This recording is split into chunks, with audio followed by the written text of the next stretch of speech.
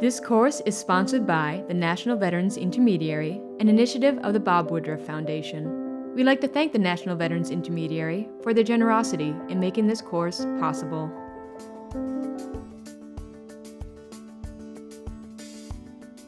Hi, my name is Andy Ryder, and I'm the mayor of the City of Lacey in Washington State. In late 2016, our city officially opened the Lacey Veteran Services Hub, a unique collaboration effort which brings together 36 remarkable organizations that provide an array of coordinated, on-site veteran services encompassing housing, employment, nutrition, healthcare, education, financial assistance, legal assistance, and access to VA benefits. Our community is extremely proud that since its launch, the Lacey Veteran Services Hub has logged more than 5,000 client sessions. The endeavor has beneficially impacted the lives of thousands of veterans and their family members in the Pacific Northwest. And it demonstrates the type of positive collaboration that can be achieved by communities and veteran service providers across this nation. Embarking on a successful collaborative journey, it requires the work of the backbone, an essential piece of the overall effort. In our community, the City of Lacey fulfills this role. By the end of this course, you should be able to identify how the collective impact defines a backbone, what it does, and explain why the backbone is a vital tool for collaboration and cross-sector communication. The backbone is a dedicated staff focused on facilitating conversations among partners, communicating progress, setting agendas for meetings, and gathering and analyzing data across all partners. It's usually 1 to 2 specific people who work for 1 to 2 specific organizations. They play the backbone role. In Lacey, the specific staff are the Veteran Services Hub Manager, as well as a staff member from the city's Public Affairs Office. Like Lacey, communities may have a coordination hub that provides direct services to their veteran population. Sometimes these coordination hubs are collaboratives, and sometimes they also take on the role of the backbone's facilitator, communicator, and data analyst. But that isn't always the case. Now in this context, let's talk more about the backbone. The backbone serves as the support infrastructure for a collaborative journey. Driven by an independent and dedicated staff, the backbone provides support and key functions for the sustained operation of collaboration across multiple partners working across sectors such as government, nonprofit service providers, community leaders, businesses, academia, faith-based institutions, and philanthropy. Through ongoing planning, facilitation, data collection, and reporting, the backbone infrastructure is vital to the cross-sector communication and alignment needed to achieve successful impact. So what exactly does this dedicated backbone staff do? Well, there are 6 essential functions that backbone staff provide to support, facilitate a collaborative journey. First, it guides vision and strategy. The backbone team works with the collaborative's steering committee to provide data, prioritize actions, opportunities, and adapt to changing contexts and systems, and support the overall vision and strategy of the effort. When a collaborative or a CVEB has many partners, it's often easier to form a steering committee with working groups or committees to maximize input and coordination to accelerate collaboration. Next, the backbone facilitates dialogue between partners and provides direct support for the steering committee, working groups, meetings as needed. It coordinates actions across different partners. And third, it establishes shared measurement practices by managing data collection and organizing and sharing data among partners for learning and evaluation. Fourth, it helps to build public goodwill by cultivating broad relationships throughout the community in coordination with the steering committee, working group members, and partners with a goal of creating an inclusive effort that engages and fosters ownership in the community over the long term. Fifth, as the work of a collaborative matures, the backbone often plays a role in setting a policy agenda that impacts large systems and institutions in support of the overall goal. Lastly, the backbone plays a key role in developing resources for the initiative's sustainability, including fundraising for the backbone itself and recruiting volunteers or other non-monetary support for the initiative. The backbone can also shine a spotlight on the work of all the collaborative partners, which could bring additional resources to the work of those partners. And just as importantly, it centralizes outreach activities to identify military veterans and their families and caregivers. In some cases, such as in Lacey, the backbone may also serve as the central hub where military and veterans can access services. In some communities, this work is distinct and separate from the backbone. There's no right or wrong approach. However, it's important that all partners are in agreement with the form and the role of the backbone. It's important to note that the backbone's priorities may shift over time, depending on where the initiative is on the collaborative journey. For example, in the early stages of a collaboration, the backbone might be more focused on guiding vision and strategy, or supporting aligned activities. Then, as the initiative matures, the focus may shift to advancing policy or mobilizing funding. This is very similar to what we experienced in Lacey. Now that we know what the backbone is and what it does, it might be helpful to also understand what the backbone organization does not do. The backbone does not set the collaborative organization's agenda.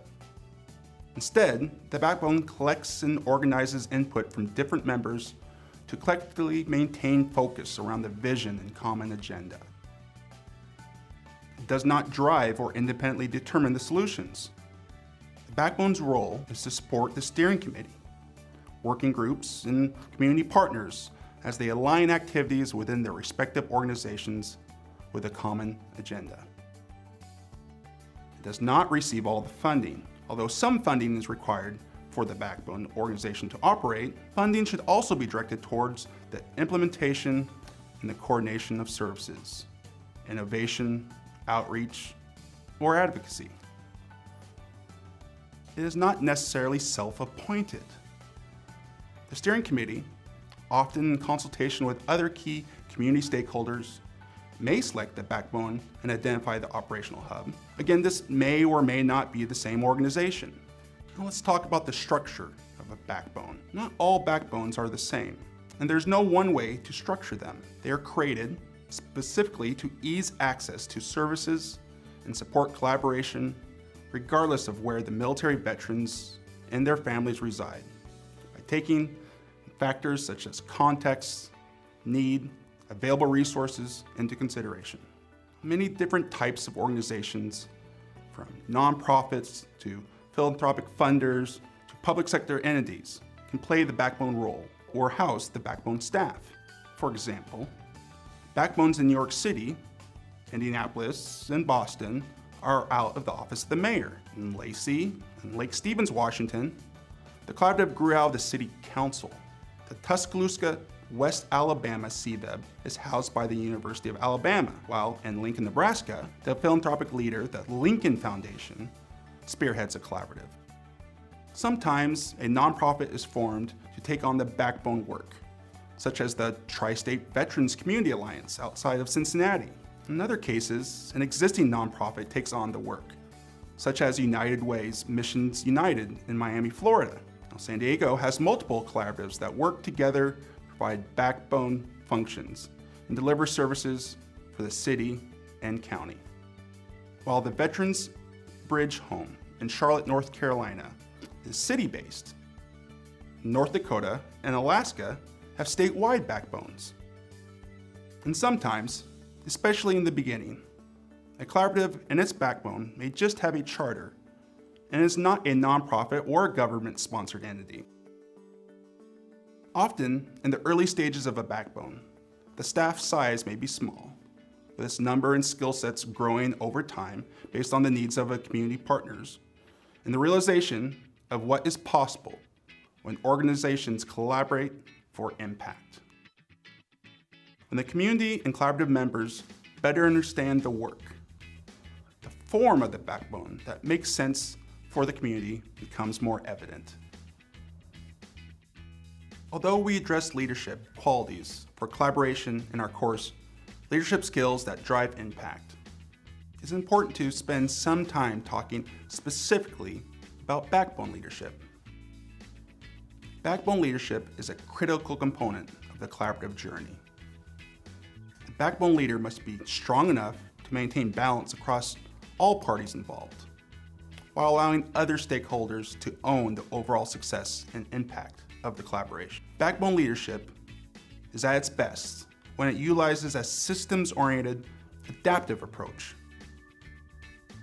Successful backbone leaders have been described as humble, charismatic, visionary, focused, adaptable, results-oriented, and influential communicators. These leaders are skilled in active listening and building trusting relationships with various partners. Equally important to discuss in this course is the importance of equity in the backbone organization. Equity is the just and fair inclusion in a society where everyone can participate, prosper, and reach their full potential. The backbone's authenticity and credibility in the community depends on having an equity mirror to examine its own internal practices. Many backbone leaders are applying an equity lens to look outward at social problems and solutions. They are separating data by characteristics such as gender, class, or race to identify opportunities and services to reduce disparities. Backbone leaders must begin by looking inward, using an equity mirror to examine our own composition, culture, and policies that reinforce and perpetuate social disparities. The ability to represent the community is critical for many backbone functions, such as the guiding vision and strategy, and building community engagement and ownership. Let's recap on the topics covered regarding the backbone. The backbone is the support infrastructure for a collective impact initiative. Not all backbones are the same.